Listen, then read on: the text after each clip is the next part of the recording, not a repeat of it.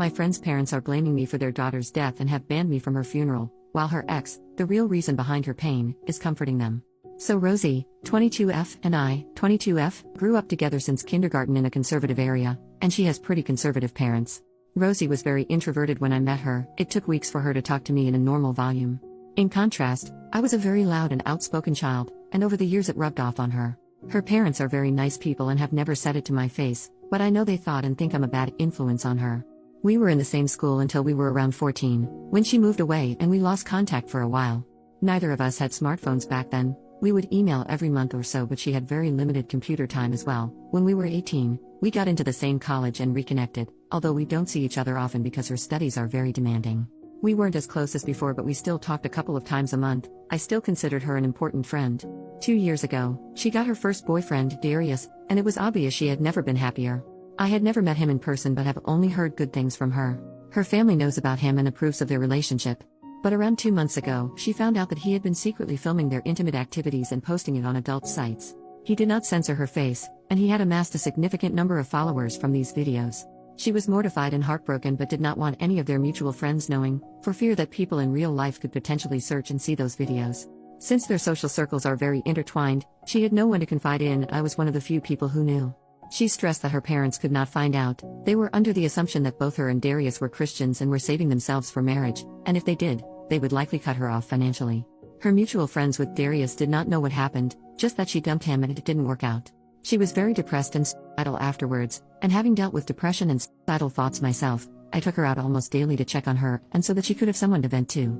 Her other friends noticed she was down, but she attributed it to dealing with the breakup and the stress of impending exams. I don't know what the exams are supposed to be called in English, but it's something like the bar exam for lawyers. It's a big deal. The day she died, I went to pick her up from her dorm for dinner, but she didn't answer her phone or the door. She lives in a single room. I don't want to go into the details, but I was the one who found her. She didn't even leave a note. I had to call her parents and tell them about it. When they came, her mom started shouting that I was a bad influence, that I gave her depression, and implied that I drove her to unalive herself. I heard through the grapevine that Darius told her parents they were only on a break and were working things out, and he has been comforting her parents and helping organize her funeral and memorial. I am disgusted. I want to tell her parents, but I don't want to tarnish Rosie's memory. I also don't think her parents will believe me. I am not invited to her funeral and I am wondering if I should go anyways. I want to see her one last time, but I'm afraid I might cause a scene if I go. I also haven't cried once since the incident. I think I may still be in shock. I am waiting for the grief to hit me, but it still hasn't yet. I feel like I'm supposed to be traumatized, but all I feel is numb. I don't know if this is the right sub for this, but I'm looking for advice on whether to go to the funeral, whether to approach her parents or confront Darius, and if so, how, and I guess just how to navigate this whole situation emotionally. I know Reddit is the first to suggest therapy. I'm on it. I can't afford individual therapy, but I'm on a wait list through my university's mental health program. I don't have an exact timeline for when I expect to be seen yet. Edit. I tried replying to all the comments but got a bit overwhelmed. Thank you all for the advice and hugs. I want to clarify a few things and share what I've decided so far, thanks to all your help. Rosie deleted all the videos she could find when she found out, and we talked mostly in person. I have some texts from her saying how betrayed she felt and how exhausting it was keeping up appearances and pretending to be fine, but nothing concrete. I have decided not to go to the funeral. I want to respect her parents' wishes, and it probably wouldn't end well anyways. I'm working on finding out who else Rosie told. She said she only told 2 other high school friends. I did some Instagram sleuthing and I believe I found one of them. I sent a message asking to talk about Rosie, but she hasn't responded yet. After the funeral, I want to tell Rosie's parents part of the truth so they can have some closure and kick Darius out of their lives. I want to punch his face in, seriously. I hope to enlist the help of Rosie's other friends who have more credibility with her parents. So far, I'm thinking of telling them that Darius filmed her in the shower without her consent and posted them. That way it's 90% the truth, and I wouldn't have to reveal that they were ever intimate. I will leave the decision to pursue things legally up to them. I will still try to reply to comments, but I need a small break for now. Talking about this is pretty mentally draining. Thank you all again. Update. 1 month later. Hey, just wanted to write down my thoughts and update anyone who was wondering about how things went after Rosie's funeral. Some info that is relevant to this update. Rosie and I grew up in religious families but both deconverted around high school. She wasn't religious for the duration of her relationship with Darius, but her parents believed she was still Christian. I know firsthand how damaging purity culture can be, and that was why Rosie did not want people, and her parents in particular, finding out about her having been intimate, even if it seems normal for most college students. Also, I said in my last post I was very loud as a child. That was true. I was feisty and kinda obnoxious. But my personality did a full 180 in high school when I got diagnosed with depression and anxiety.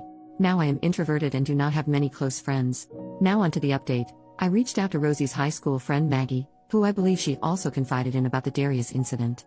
Rosie had also told Sophie, another high school friend. The three of us swapped stories and ended up reaching out to Gwen, Rosie's best friend in college. Gwen was doing an exchange program overseas at the time of Rosie's death, and she had no idea all this had been going on. Rosie had been telling her everything was fine and that she broke up with Darius but didn't want to talk about it and that it was mutual. We decided to tell Rosie's parents an abridged version of the truth. We told them she was filmed in the shower, instead of during lovemaking, because we felt that where we go from here is ultimately their decision and we shouldn't make it for them. Gwen is on good terms with her parents and met with them to tell them in person. Thankfully, they believed her right away. With Rosie's parents' blessing, Gwen blew up all of their group chats telling people what Darius had done. She also spread the abridged version. Within a couple hours, Darius's ex Nora, 21F, from about 3 years ago reached out to Gwen to say that she had also been filmed without consent and was too scared to say anything before. Nora made an official statement with our school and the school is investigating Darius. Nora and Rosie's parents have also went to the police. Nora had more solid evidence against Darius, so hopefully they will convict him. Unfortunately, this meant we had to come clean about what Darius had actually filmed. Rosie's parents weren't as mad as I feared and didn't hold our abridging the truth against us. There's no verdict as of now. The legal system works surprisingly slowly, and personally, I suspect Darius will get at most a slap on the wrist because his parents are well off and well connected. On the bright side, his social reputation is completely ruined. Most people trusted Gwen and Nora's statements and gave Darius hell. He took a leave of absence from the school and he will likely have to go to college overseas if he ever wants to graduate, because everyone in their major knows about it now.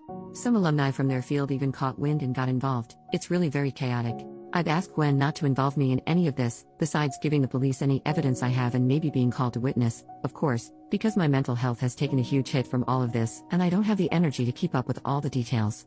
I have asked her to give me any significant updates though.